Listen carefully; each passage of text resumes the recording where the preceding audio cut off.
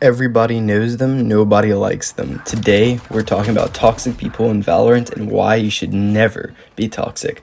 What is going on, guys? Ghostface here, and if you're new to this channel and want to get better in Valorant, make sure you start off now by smashing the subscribe button below. Now, don't break it, just lightly smash it with the like button until it turns blue.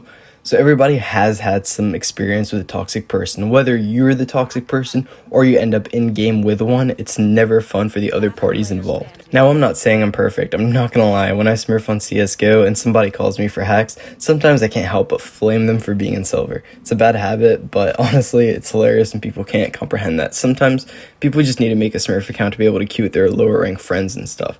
So having that being said, I'm working on improving myself and wanted to share some of the things I learned along the way. Especially when it comes to Valorant, I'm almost like never toxic now, but I've seen my fair share of toxicity in this game. So first of all, there's different kinds of toxic people. There's the agent select guy or gal who auto-locks an agent and then flames the team for not having a sage. This agent select guy also occasionally gets mad that his chosen character got auto-locked before he could get it first. Then there's the we lost guy. This guy normally gives up on pistol round or the round after losing and tries their best to bring the whole team's vibe down for the rest of the game. There's also the I'm top frag guy. This guy believes that because he's top frag, even if it's only by a couple of kills, he's the best in the lobby and nobody can tell him what to do. This guy generally flames everybody for no reason. He doesn't accept compliments from anybody and he doesn't call stuff out. Sometimes this is like the worst one to have. Sometimes the auto-lock agent select guy can also switch morales when the game starts through a supportive team. However, the other two are a lot harder to talk to. Lastly, we have the oh my god, it's a girl guy. This guy generally is cool until he hears a girl in the lobby where he tries to show how alpha he is by being toxic to everybody else. This guy generally gets rejected by the said e-girl and results in the whole team losing. This is never fun. Now you may be wondering, what is the best way to solve the problem of toxic people in a game? That depends on the type of toxic person you're dealing with. If you're talking to the agent select guy, most of the time an apology about locking the agent or whatever and some boost of morale is all you really need. However, the we lost guy may need a lot more boost of morale and not necessarily much of an apology unless you had a bot play, for example. The I'm top frag guy most likely needs more compliments for his ego boost and for his ego to be rubbed before he starts talking.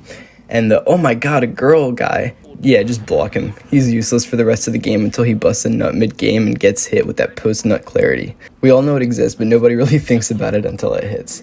Now, how do you know if you're the toxic person?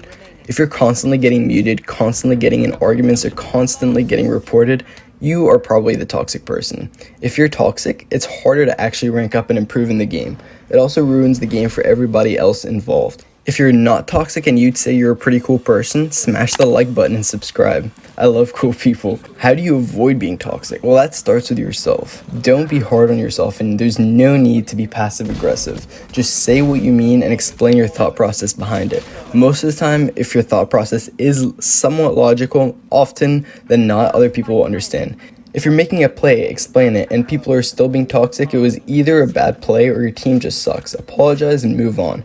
If they keep being toxic, you can mute. These are the different types of toxic people and how to overcome toxicity in games. This video is shorter than normal, but if you enjoyed it and want more Valorant videos, subscribe and turn on the bell notifications. Like this video for the YouTube algorithm so others can see and be less toxic, and comment what you think is the worst kind of toxic person. Share this to a friend, to your grandma, on social media. Anything helps at all. Love you guys. Peace out.